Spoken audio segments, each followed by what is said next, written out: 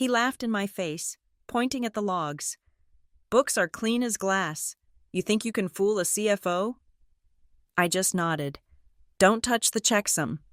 9 p.m., conference room lights casting yellow on his hands, signing the bonus confirmation. On the backup server, a hash chain started mismatching. 3 minutes later, the compensation committee dashboard flashed red. Invalidate. $31,000 bonuses. Cause, tamper checksum. His laughter choked midair. My name is Nora Whitfield, and I came to Austin believing in clean numbers. After 12 years watching Boston firms massage their quarterlies, I thought Texas tech would be different. Straighter shots, clearer ledgers. Harborgate Dynamics recruited me as their data integrity and risk specialist, promising I'd build something bulletproof. They got more than they bargained for. The Austin skyline blazed orange at 6:30 p.m. when I first met Victor Halden, CFO, early 40s, Wharton MBA worn like armor. His handshake was firm, his smile practiced. Welcome to the future of B2B transaction security, he said, gesturing at floor-to-ceiling windows overlooking Lady Bird Lake. We're not just processing payments here, we're guaranteeing truth. I should have caught the irony then. My mandate was simple.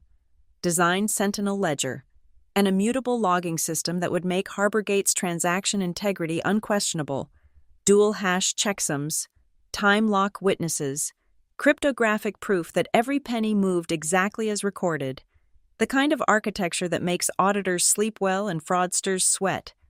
Beautiful work. Evelyn Cross, our COO, said during my first presentation. She was everything Victor wasn't. MIT engineering background, 20 years in infrastructure, zero tolerance for shortcuts. We clicked immediately. Over Korean barbecue that night, she leaned close. Halden plays pretty numbers, not right numbers. Watch yourself. The early months hummed with possibility. My team, 3 engineers poached from Square and Stripe, worked until 2 a.m. building something elegant. We'd order breakfast tacos at midnight, debug over cold brew at sunrise. The Sentinel architecture grew layer by layer: base logging, checksum verification, external notarization. Every transaction would leave an indelible fingerprint. Victor attended our weekly reviews, always smiling, always nodding. Impressive, he'd say, though his eyes glazed when I explained the cryptographic proofs. He cared more about the dashboard mock-ups than the underlying integrity. Make it look trustworthy, he'd insist. Perception drives valuation. The first warning came in month 3. A drift alert in our deferred revenue caught my attention. Nothing major, just timing differences that didn't quite reconcile. I flagged it in our executive sync. Kill that alert before the board deck, Victor said, not looking up from his phone. It's noise, not signal. It's a 17 basis point variance, I countered. That compounds quarterly. His smile tightened. Nora, you're new to Texas. Here, we focus on the big picture. Trees, forest, you understand? Evelyn caught me after. He's grooming himself for CEO succession. Founders retiring next year. Victor needs 18 months of perfect quarters. Then he should want accurate logging more than anyone. She laughed, but it wasn't happy. You really did just move from Boston. The team dinners continued. Brisket and ambition, craft beer and deployment schedules. We were building something that mattered, or so I thought. The Sentinel system went live in test environments. Every hash chain perfect, every witness timestamp verified. Victor started visiting my office at odd hours, 5:45 p.m., just as others were leaving. Flexibility, he'd say, is the hallmark of mature systems, too rigid, and we can't adapt to market realities. The whole point is rigidity, I replied. Immutable means immutable. Of course, but surely there are administrative overrides for corrections? Only with triple key authorization, you, me, and external audit. His smile never wavered. Smart, very smart.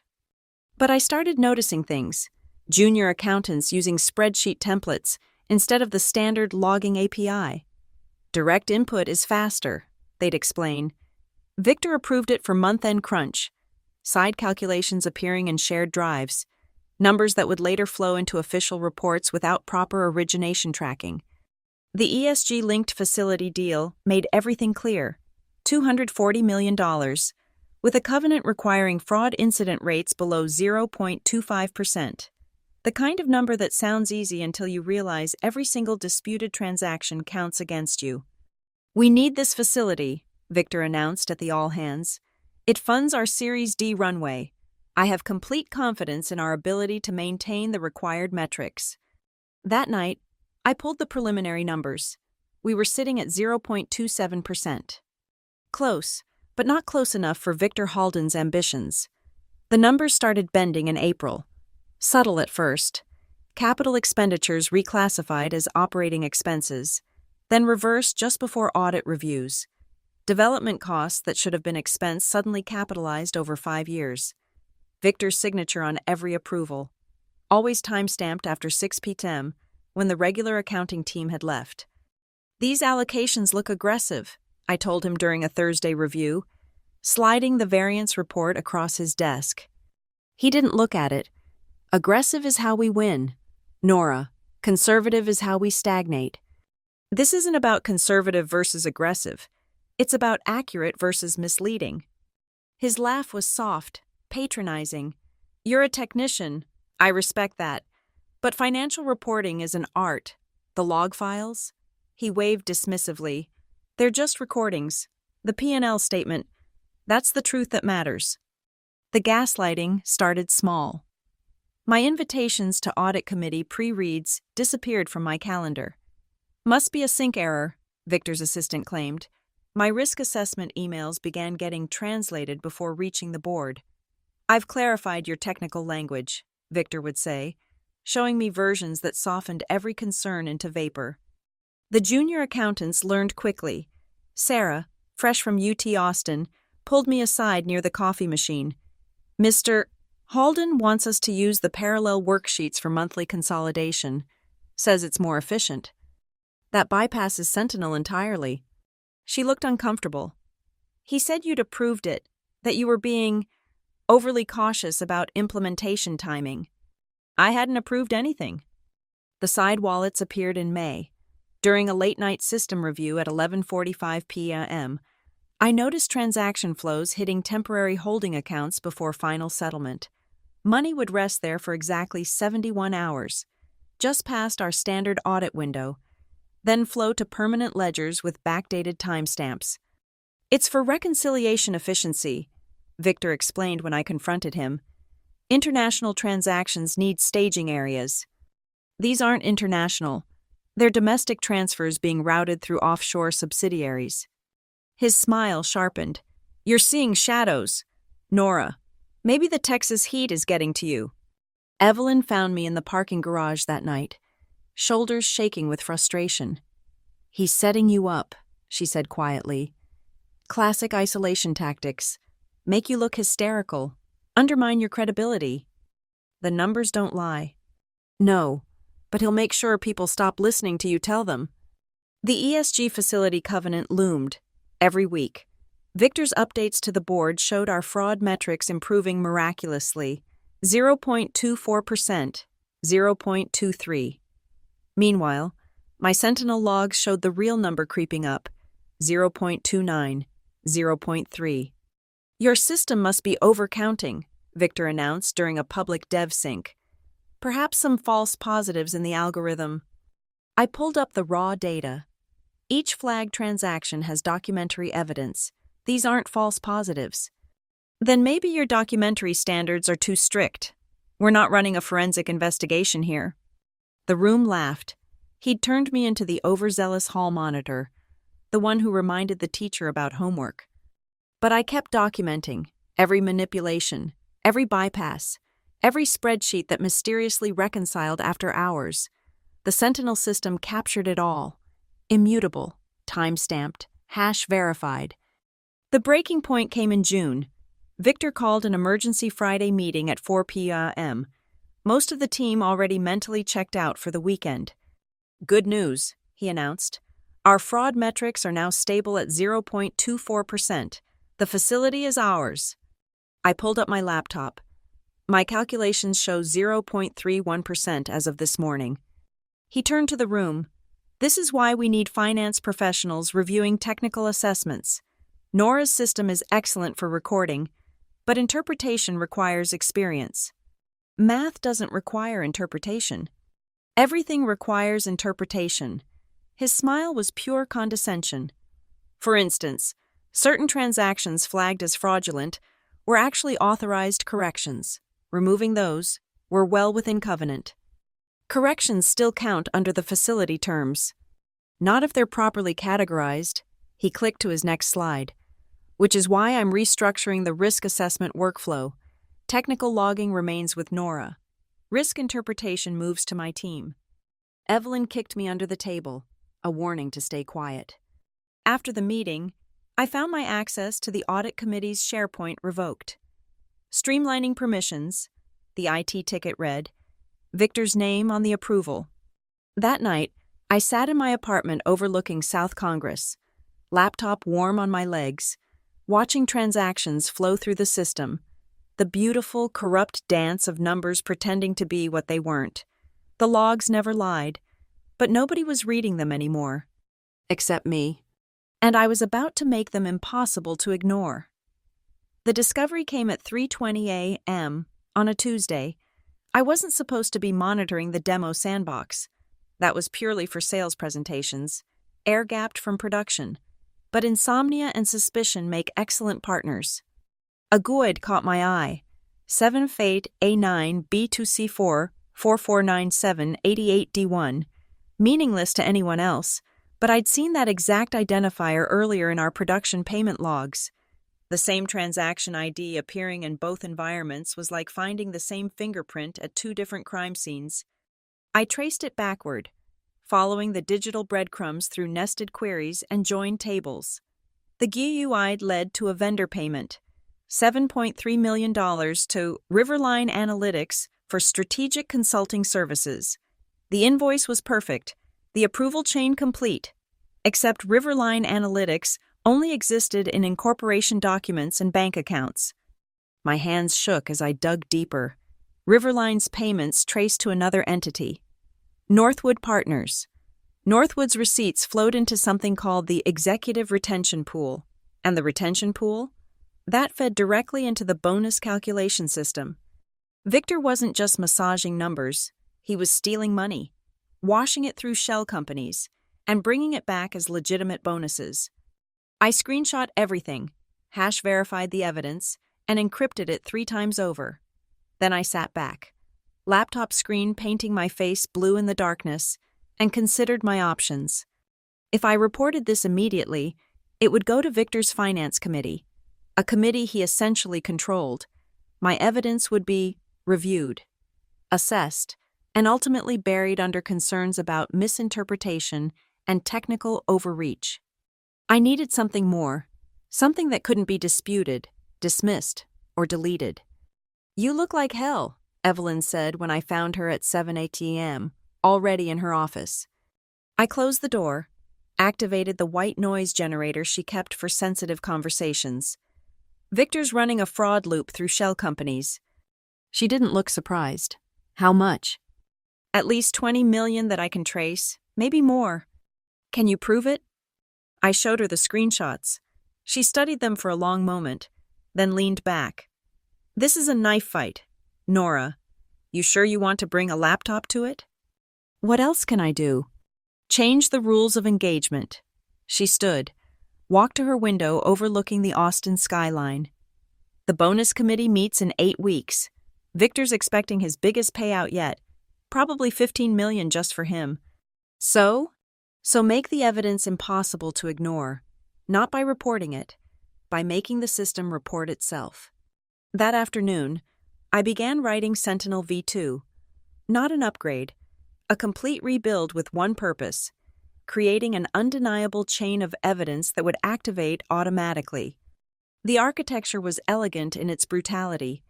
Every financial event would generate dual checksums, SHA-3 and Blake 3, independently verified and cross-validated. These would be signed into an external witness notarization system, completely outside Harborgate's control. But the masterpiece was the clawback trigger. I dove into the bonus plan documentation, 400 pages of legal boilerplate that nobody ever read. Buried in Section 14B was a single paragraph about material integrity violations. If triggered during the blackout window before bonus confirmation, it didn't just reduce bonuses, it invalidated them entirely. The code took 3 weeks to write, working only between midnight and 5 a.m., using a laptop that never touched the company network. Every function was a trap waiting to spring. If any transaction touched both the production system and the demonstration environment, it would flag. If flagged transactions exceeded a threshold during the bonus blackout period, the system would automatically generate cryptographic proof and distribute it to 3 endpoints: the compensation committee, the external auditors, and a legal escrow service. "You're building a bomb," Evelyn said when I explained it. "I'm building a mirror. It'll only explode if someone's been lying to it." She helped me refine the trigger conditions, making them legally airtight. We disguised the implementation as routine security enhancements, buried in 100 other updates. Victor signed off without reading. He always did with technical documentation. The escrow setup was crucial. I used my daughter's maiden name. She'd kept it through 2 marriages, and registered the account through 3 proxy services. If Victor tried to trace it, he'd hit dead ends for weeks. By late July, Sentinel V2 was live, silently watching, recording, waiting. Every fraudulent transaction added another hash to the chain. Every shell company payment strengthened the evidence. Victor, meanwhile, grew bolder. The ESG facility was approved. His reputation soaring. He started appearing in fintech podcasts, talking about innovative financial architecture and dynamic resource allocation. "You've been quiet lately," he said, stopping by my office one evening at 6:45 p.m. "Just focusing on system stability." Good. He studied me with those calculating eyes. "The board loves the fraud metrics, under 0.24% for 3 straight months. Congratulations." "It's a team effort." His smile was pure predator. "Though some team members contribute more than others to optimal outcomes." After he left, I pulled up the real metrics, 0.33% and climbing. The shells were getting sloppy, transactions barely disguised. Victor thought he'd won, that I'd been successfully sidelined. The bonus committee meeting was set for August 15th. The blackout window would begin August 1st. I made one final adjustment to Sentinel V2, setting the detection sensitivity to maximum. Then I waited for Victor to trap himself in his own greed. The setup was pure mathematical elegance. Every line of code I'd crafted was a stanza in an algorithmic symphony designed to play Victor's undoing. The tampernet mechanism was the first movement. Any transaction that touched the demo environment and then re-entered production would generate a cryptographic mismatch, not immediately visible, but accumulating like compound interest in a hidden ledger. The beauty was that Victor's own cleanup attempts would make it worse. Every time he tried to reconcile the books, the hash chains would diverge further. "Walk me through the fail-safes," Evelyn said during our final review. We met at a coffee shop on South Lamar at 6 a.m., far from any Harborgate employees' usual haunts. I pulled up the architecture on my personal laptop. 3 layers. First, the dual checksum system. SHA-3 and Blake-3 running in parallel. If anyone alters a record, they'd need to forge both hashes simultaneously, which is computationally impossible without the original input. Second layer, the dead man timer. If checksum mismatches exceed threshold T during the blackout window, specifically between August 1st and August 15th, the system automatically generates cryptographic proof, not alerts, not warnings, actual mathematical evidence that can't be disputed. She nodded slowly. And the third? Automatic distribution. The moment the threshold trips, encrypted packages go to 3 destinations: the compensation committee's independent auditor, the external audit firm's senior partner, and the legal escrow service. Each package contains the full hash chain, transaction logs, and a forensic timeline. What triggers invalidation? I smiled. Section 14B of the compensation plan. Victor wrote it himself 3 years ago to protect against employee fraud. Any material integrity violation discovered during the award confirmation period results in complete forfeiture of all performance-based compensation for the fiscal year. Not reduction, complete invalidation. Evelyn whistled low. He built his own guillotine. I'm just sharpening the blade. The technical implementation was surgical. Each component operated independently. If Victor discovered and disabled one part, the others would continue. The HSM, Hardware Security Module, integration was my masterstroke. The compensation committee had insisted on hardware-based security for bonus calculations after a competitor's scandal. I simply extended that security to cover the integrity verification. The escrow configuration took delicate handling. I routed everything through a Delaware LLC registered to my daughter's birth name, Rebecca Sullivan, a name that appeared nowhere in my employment records. The triggering mechanism was automated. Even if Victor somehow prevented me from acting, the system would execute on schedule. What about legal challenges? Evelyn asked. Every step follows Harborgate's own security protocols. Victor approved the architecture in April. I have his digital signature on 17 different documents. The board signed off on the HSM requirements. The SEC filing explicitly states that our fraud prevention systems include automated integrity verification with external witness validation. You used his own words against him. Every one of them. July ended with Victor practically glowing. The quarterly numbers were perfect. Too perfect. If anyone had been looking closely, revenue up 12%, costs down 8%, fraud metrics at exactly 0.240%. The precision itself should have been a red flag. I submitted my final preparations on July 31st at 11:59 p.m., minutes before the blackout window began. The escrow service confirmed receipt. The HSM keys were loaded, and the witness notarization system was armed. Then I did something crucial. I documented my own access restrictions. Every system I touched. I logged myself out and recorded the termination. If Victor accused me of tampering during the blackout period, I'd have cryptographic proof that I couldn't access anything. You're building an alibi, Evelyn observed. I'm building a fortress of mathematical truth. Victor's spent so long manipulating perception, he's forgotten that some things can't be negotiated. Math is math, hashes are hashes, and checksums.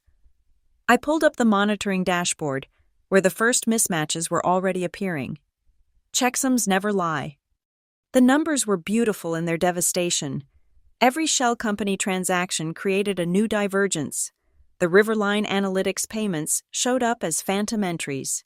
Northwood Partners invoices generated duplicate GOIDs. The retention pool calculations threw errors that propagated through the entire bonus structure. Victor didn't notice. Why would he? He'd successfully marginalized me, removed my access to the committees that mattered, relegated me to special projects. As far as he knew, I was a defanged technical resource, sulking in my architectural documentation. The blackout window timer started its countdown. 14 days until bonus confirmation. 14 days for the mismatches to accumulate past the threshold. 14 days for $31 million in executive bonuses to transform from guaranteed wealth to vaporized dreams. I saved everything to the escrow, set the automated triggers, and closed my laptop. The trap was set. Now all I had to do was wait for Victor to walk into it. And he would. His greed guaranteed it. The transfer came on August 3rd, wrapped in corporate euphemism. Organizational optimization, the email read. Effective immediately. Nora Whitfield will lead special projects, reporting directly to the Chief Innovation Officer. The Chief Innovation Officer was a placeholder title for executives being managed out. No budget, no team, no actual projects. Victor had finally played his card. Clean out your office by end of day, his assistant informed me at 9 a.m. Your access to financial systems will be terminated at 5 p.m. I packed slowly, making sure everyone saw me. The defeated technical specialist, boxed up and shelved. Victor even stopped by to twist the knife. "No hard feelings," he said, leaning against my doorframe. "You're brilliant at what you do, but what you do isn't always what the business needs." "I understand." "Do you? Because for a while there, I thought you might make things difficult." I taped another box shut. "The numbers are what they are, Victor." "Exactly. And I determine what they are." He smiled that practiced smile. "Enjoy special projects. I hear they're working on some exciting blockchain initiatives." After he left, I texted Evelyn. "I'm out." Her response was immediate. "Expected. Everything still running?" "Autonomously." That was the beauty of Sentinel V2. It didn't need me anymore. The system ran air-gapped, isolated from the main network, pulling data through read-only APIs that couldn't be severed without breaking the entire financial reporting system. The HSM keys were already loaded, the verification running on hardware Victor couldn't touch without physical access to the Compensation Committee's secure facility.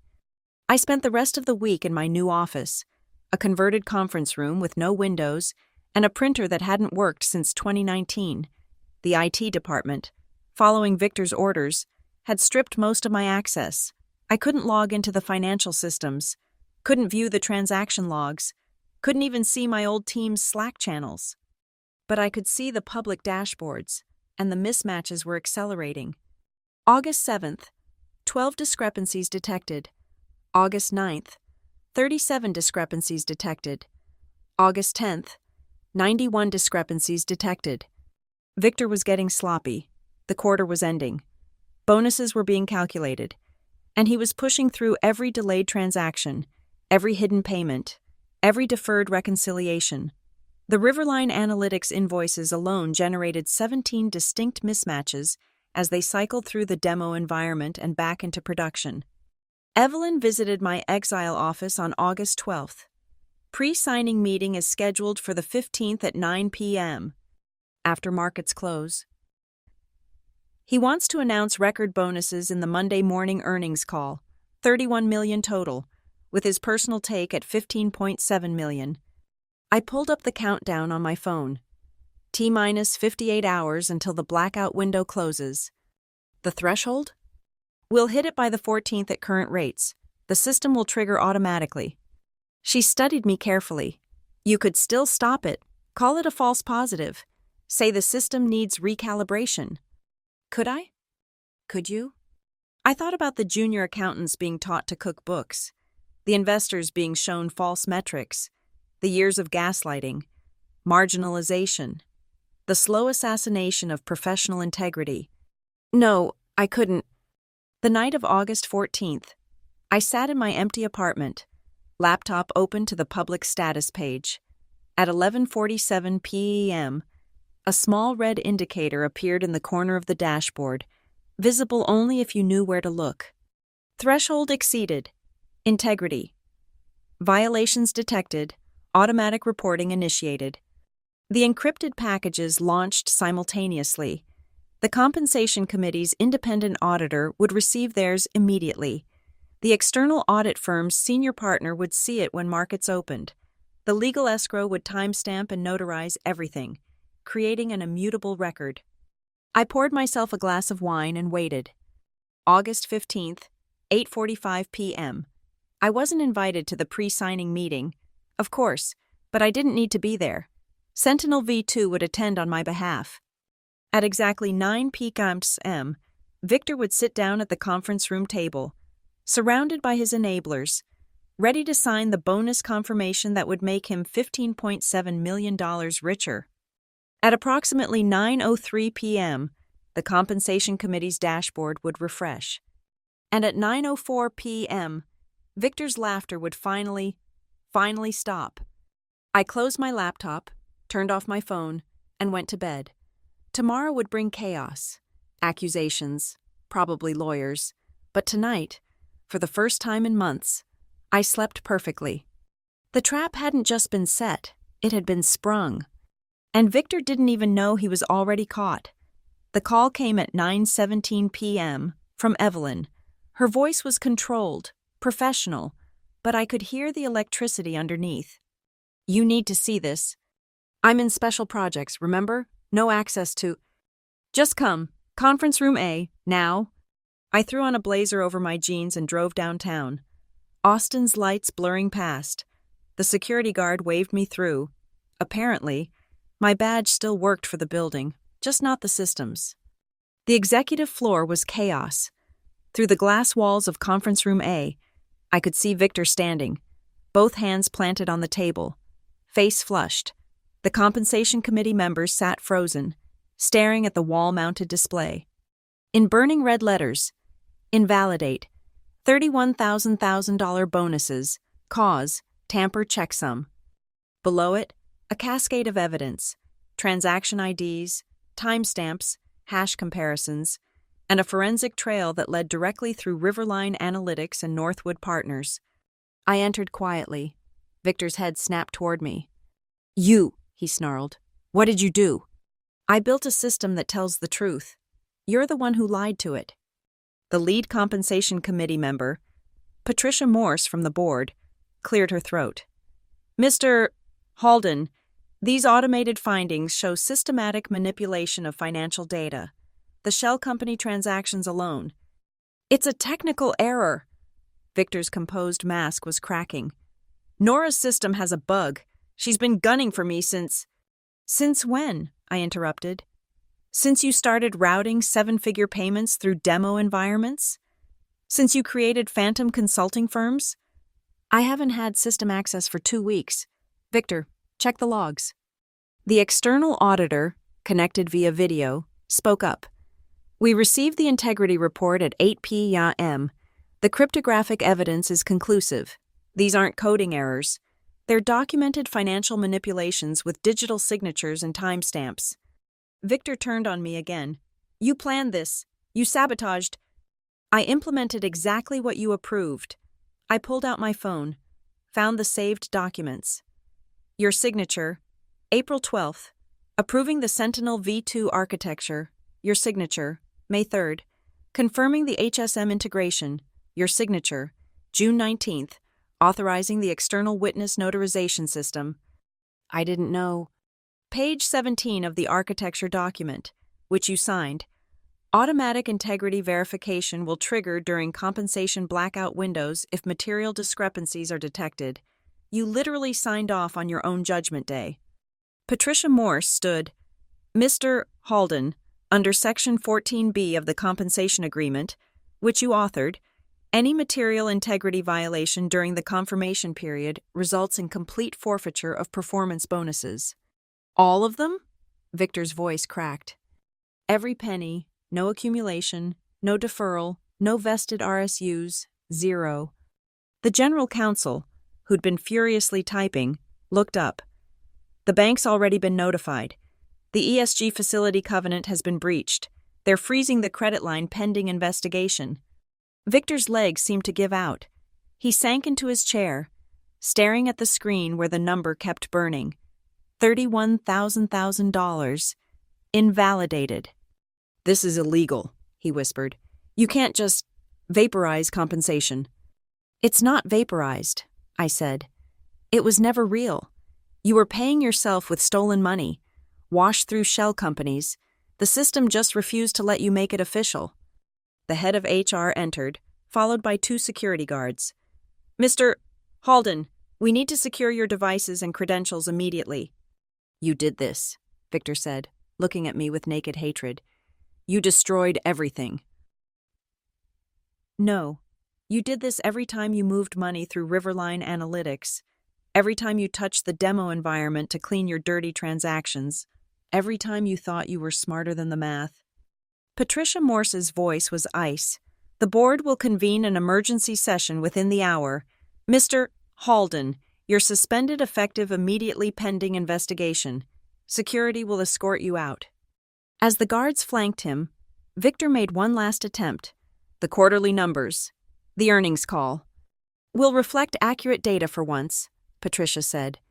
"Ms. Whitfield, We'll need your full cooperation in the forensic audit. You'll have it. Victor stood, his $15.7 million smile finally, completely extinguished. As security led him past me, he stopped. You programmed this. You coded my destruction. I met his eyes. I just built a mirror. Victor, you couldn't stand what it showed you. The conference room door closed behind him. Through the glass, I watched the elevator doors open, swallow him, and disappear. The dashboard still glowed. $31,000 invalidated. The checksum never lies. The boardroom filled quickly. Within 20 minutes, every director was either present or connected via video. The atmosphere was surgical, cold, precise, and cutting. Patricia Morse called the session to order at 9:52 p.m. We need a complete forensic review. Ms. Whitfield, walk us through the evidence. I connected my laptop to the display system, pulling up the full forensic chain. Every transaction flagged by Sentinel V2 contains immutable proof. Here, I highlighted the first cluster. $7.3 million routed to Riverline Analytics on June 3rd. The guide appears first in our demo environment at 2:14 a.m., then in production at 2:17 a.m., with an altered timestamp. How do we know this isn't a system error? Asked James Thornton, chair of the audit committee. Because of the dual hash verification, I pulled up the cryptographic proofs. Each transaction generates two independent checksums. To forge both would require breaking CA3 and Blake3 simultaneously. The computational power doesn't exist. Show us Northwood Partners, Patricia said. I navigated to the second shell company. 16 transactions totaling $12.8 million. Every payment traces back to the executive retention pool, which feeds directly into bonus calculations. Victor was literally paying himself with company money, just taking a laundering detour first. The general counsel interrupted. Can we verify this independently? Already done. I opened the external auditor's preliminary report. Ernst & Young's forensic team confirmed every finding. They're recommending immediate SEC disclosure. Victor burst through the door at 10:21 p.m., his lawyer trailing behind. This is a violation of due process. You were suspended, Mr. Halden, Patricia said coldly. Security should have... I have a right to defend myself against these fabrications. His lawyer, a sharp-suited man from Austin's top firm, stepped forward. My client asserts that this automated system was maliciously programmed to generate false positives. I pulled up another document. Mr. Halden, is this your digital signature on the Sentinel V2 approval? You know it is. Page 12, Section 4. The system will maintain complete audit logs of all modifications. Would you like to see the logs showing who created Riverline Analytics in our payment system? Silence. User ID Valden01. Your personal credentials. Timestamp, May 17th, 3:41 a. That proves nothing. Credentials can be stolen. From your home IP address? Using the laptop registered to you personally? With biometric authentication from your company iPhone at the exact same timestamp? Victor's lawyer whispered urgently in his ear. Evelyn stood up. I move to confirm the integrity violation and proceed with full compensation clawback under Section 14B. Seconded, said three voices simultaneously. All in favor? Patricia asked. Every hand rose. The motion passes. Mr. Halden, your entire fiscal year compensation is hereby invalidated. Furthermore, this matter will be referred to federal prosecutors for criminal investigation. Victor's face went from red to white. Criminal? The general counsel nodded. Wire fraud, embezzlement, falsification of financial records, and likely SEC violations. The FBI's white-collar crime unit will be notified at market open. You did this, Victor pointed at me, spittle flying. You programmed this trap. No. Victor, you created the violations. You signed the architecture. You approved the very system that caught you. All I did was ensure it worked exactly as documented. Patricia pulled up one final screen, the escrow timestamp. The evidence package was automatically generated and sealed at 11:47 p.m. on August 14th. Even if Ms. Whitfield wanted to tamper with it now, she couldn't. The cryptographic seal is external to our systems. This is entrapment. This is mathematics, I said quietly. You spent so long manipulating perception. You forgot that reality has its own ledger, and that ledger doesn't care about your charm or your Wharton MBA or your pretty PowerPoints. Security re-entered the room. More of them this time. Mr. Halden? Patricia's voice was final. You have 5 minutes to collect personal items from your office. No electronics, no files, no storage devices. Security will supervise. As they marched him out, Victor turned one last time. That practiced smile tried to surface, muscle memory of 1,000 successful manipulations, but it flickered and died, like a checksum failing validation. $31 million, he whispered. Gone. Never existed, I corrected. Just numbers you shuffled around, thinking you could make them real. But the math always knew better. The door closed, through the glass wall. I watched the elevator take him down one final time, 43 floors from the executive suite to the lobby, from $15.7 million to zero. The board continued discussing legal implications, regulatory requirements, emergency communication strategy, but I just stared at the screen where the red letters still burned. Invalidate. $31,000 bonuses. Cause. Tamper, checksum. Victor's laughter had finally stopped. The checksum had the last word. The final act was almost anticlimactic in its precision. At 10:43 p.m., I opened the escrow client on the Compensation Committee Secretary's computer. Patricia Morse stood behind me, along with the General Counsel and 2 board members. This releases the full evidence package? Patricia asked. To 3 destinations simultaneously, Ernst & Young's senior forensic partner, the independent compensation consultant, and the SEC's enforcement division. Do it. I clicked Release Witness Package. The progress bar filled in 3 seconds. Confirmation receipts appeared immediately. Time-stamped, hash-verified, irreversible, somewhere in Manhattan, Washington, and Dallas. Forensic accountants' phones were lighting up with notifications. The conference room door burst open. Victor stood there, disheveled, his lawyer gone, security nowhere to be seen. His eyes were wild, empty of everything except that old arrogance trying desperately to resurrect itself. Wait, he said. We can negotiate. The quarter ends tomorrow. The stock will tank if this gets out. Everyone's 401k. The employee stock options. Which is why we'll manage the disclosure properly, Patricia said. With accurate numbers for once. You don't understand. Without those bonuses, He stopped, swaying slightly. Bankrupt? I suggested. Leveraged against money you never really had? His laugh was hollow. You think you've won? You just destroyed a $40 million market cap. No, Victor, you destroyed it the moment you created Riverline Analytics. I just made sure the timestamp was accurate. The wall display refreshed one final time. The red text had changed. Vaporized. $31,000 bonuses. Status, confirmed. Victor's legs gave out. He grabbed the doorframe, that $1 million smile trying one last time to surface. But there was nothing behind it anymore, just the ghost of calculations that would never balance. I made this company, he whispered. You cooked its books, I replied. There's a difference. Patricia motioned to security, who had finally arrived. Mr. Halden needs to leave, now. As they led him away, Victor turned back one last time. You programmed my destruction into that system. I shook my head. I programmed truth into it. Your destruction was just a logical outcome. The elevator doors closed on him at 10:58 p.m. The last thing I saw was his face reflected in the brushed steel, distorted, unrecognizable, like a checksum that would never validate again. Patricia turned to me. We'll need you to lead the forensic team.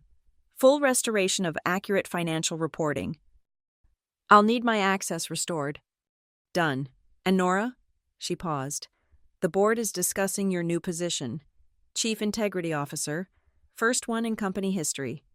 I looked at the screen where vaporized still glowed. Integrity, I said.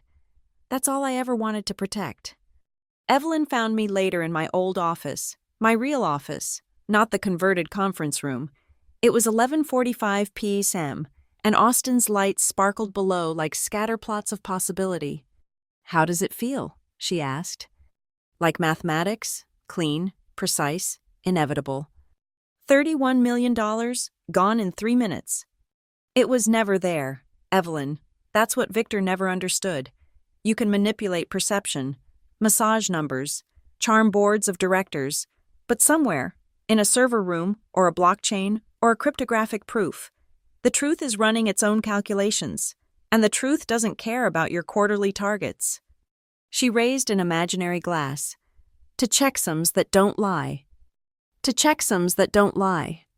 My phone buzzed, a text from an unknown number, probably Victor's personal cell. You'll regret this. I deleted it without replying. Regret required doubt, and mathematics doesn't do doubt. 2 + 2 = 4. Hashes either match or they don't. And $31 million in fraudulent bonuses? Vaporized. I pulled up Sentinel V2's monitoring dashboard. All green lights now. Every transaction clean.